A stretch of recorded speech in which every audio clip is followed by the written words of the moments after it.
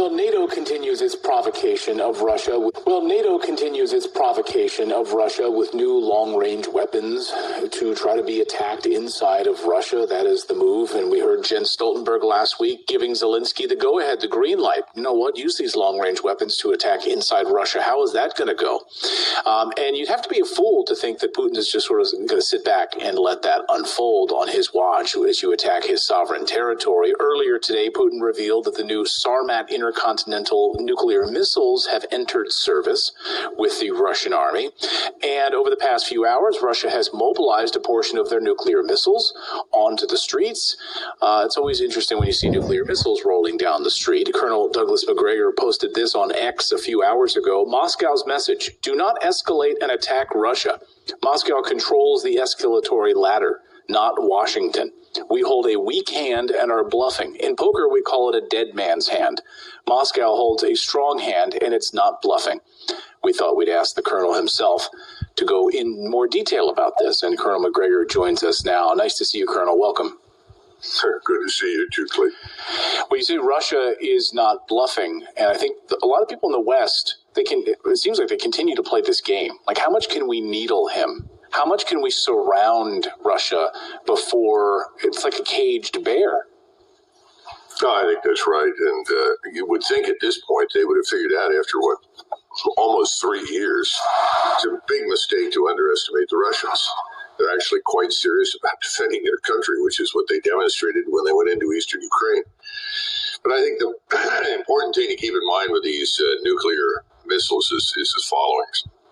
If you try to enter Russian sovereign territory on the ground with any European or American military formations, if you strike us on the ground, anything that is significant, we have the capability to annihilate you, and we will use it. And we will start at the tactical level with tactical nuclear weapons, and we'll work our way up as needed.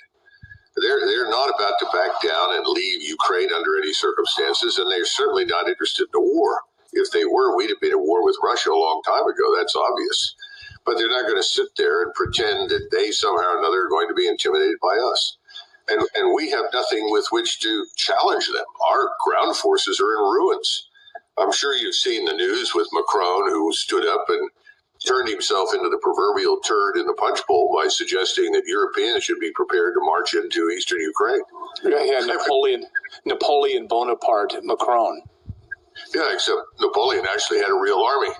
You know, Macron has there are 72,000 troops in the British army. The French army is a little larger. But these are boutique forces. They're all designed to essentially oppress people that can't defend themselves in North Africa or the Middle East or Africa itself. I mean, they don't have forces that are designed to fight anybody who can fight back. What do you make of the back and forth then with Macron saying we're not taking this off the table to put ground forces in Ukraine on the part of the French government? Olaf Scholz then having to come out and deliver a video message where he says, under no circumstances, as I, Chancellor of Germany, would put forces into Ukraine. Maybe it is, by the way, I was kind of reading into that. I was really studying his language there because I think you speak German, you understand. The way what he was saying specifically is I, as Chancellor, would not put ground forces into Ukraine of Germany. But he doesn't have the power to do that. The Bundestag does. So he wouldn't be the one that would put ground forces in there anyway. Anyway, I found that interesting, this back and forth between he and Macron. What did you make of that? Well, strictly speaking, Scholz fancies himself a Bismarckian figure. And the German chancellor, certainly before World War I, was an enormously powerful figure. And he had great authority to do almost anything he wanted given to him by the emperor.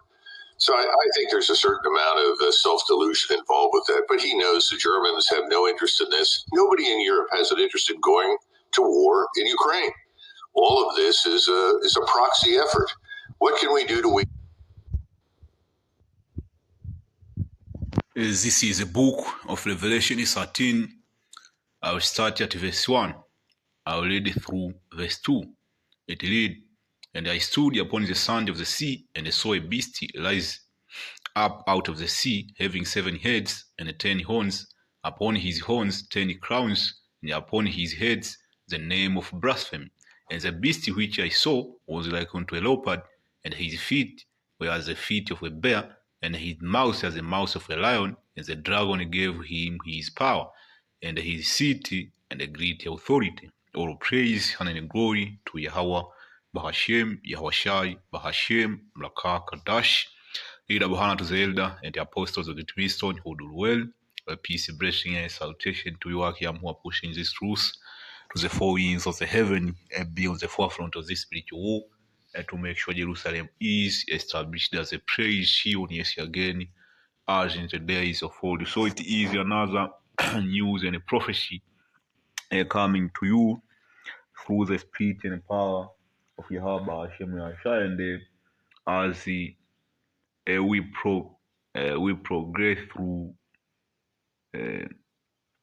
time, prophecy continue to unfold on the world stage, or what we call the geopolitics, man. And it is becoming more evident that NATO is just a paper tiger, man.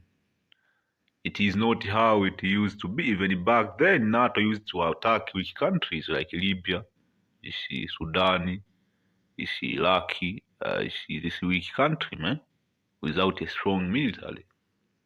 You see, they can't dare to attack an equal peer like China and Russia, which have the capability to inflict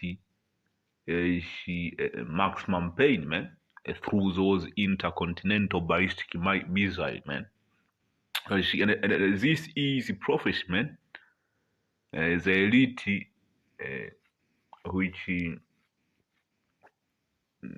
are pan-Americanism, you see, and they like, they wanna see what we call the balkanization of Russia, like how the Soviet Union fell. They would like to see that happen. Russia disintegrate into small state. And the Republic of Russia failed to exist, which is that is not in the scriptures. And this lesser luminary, man, they will come to understand that everything is a prophecy, especially when it comes to rise and fall of empire, man. Like how the scripture tell you, there is everything, man. Everything occur on a given season with a specific reason. So I mean, the balkanization of Russia ain't gonna happen, man. Going back of what I was reading, man. This is the beast which rose out of the sea that was going to NATO and EU. Having 7 heads and 10 horns. The 7 heads are the powerful European countries which are in the EU, which make up the EU. And the 10 horns are the European Union. Upon his horn 10 crowns, upon his head the name of blasphemy. That was going to the way of life in which it is being enforced over there in the Western world. You see, debauchery ways of life, man. You see, which is contrary to the law of the Moshiach, and the BC, which I saw was like into a leopard that was going to the Grecian, man, because the rulership of Esau started with the Grecian, and his feet were the feet of a bear. That's Russia. The feet of the beast, that's the end of the beast. So the end of NATO will come via Russia. And that's the only purpose Russia even exists. If we really consider Russia, man, nobody really want to live in Russia, man. And the Russian, the mindset of the Russian, man, is all about war. See? Because that's their purpose. You see? Everything here on the old stage, it is serve a purpose, because you see, we are living the most shy movie anyway. And his mouth, as the mouth of a lion, which is that he was going to great Britain, and the dragon gave him his power and his seat and the great authority. The dragon was going to the Roman Empire, man. So, New Rome is a replica of the Roman Empire, man, the ancient Roman Empire. You see, New Rome or NATO and EU they exercise authority through the ways in which we are laid back in the ancient Roman Empire, man. If we look to the three power structures, man, the policy and everything, man, you see how everything was used to be conducted back in the ancient Rome is back and alive now, man. So that power Nato and EU got is derived from the ancient Roman Empire. If you can understand what I'm saying.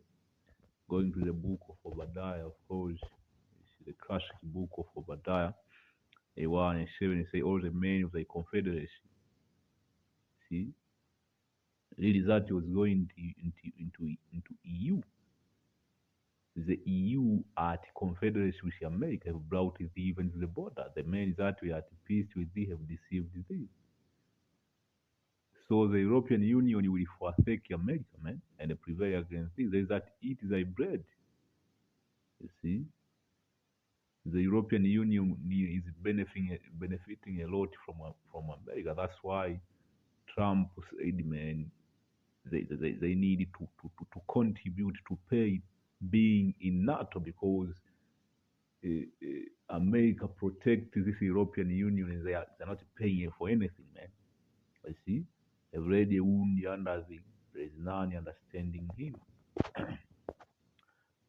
From there, let's go to Revelation 17 and 16. And the 10 horns which are the European Union with those swords upon the beast, they shall hate the whore, and they shall make her desolate and naked, and shall eat her flesh and burn her with fire.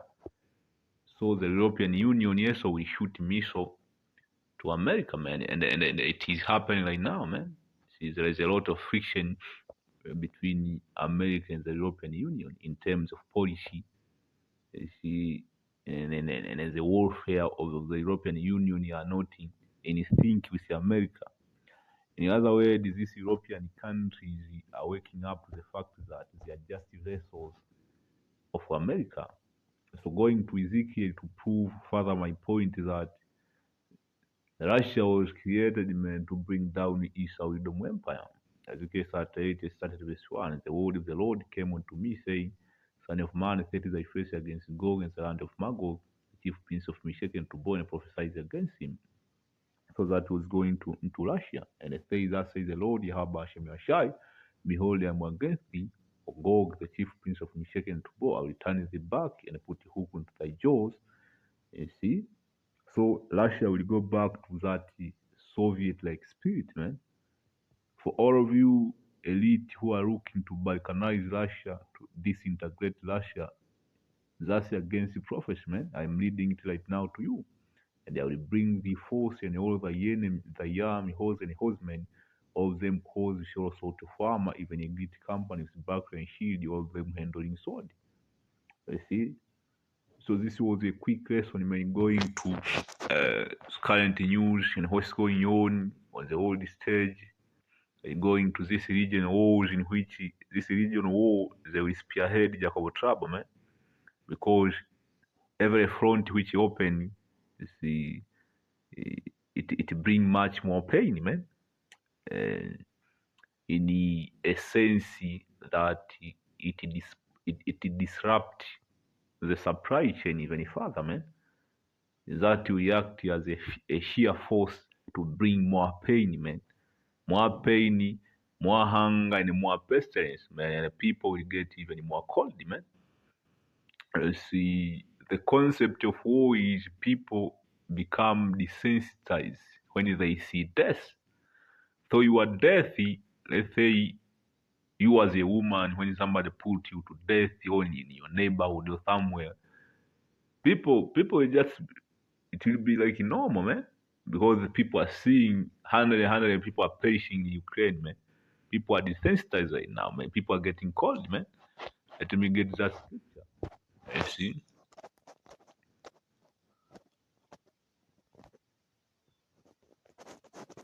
The love of men every wax cold, man.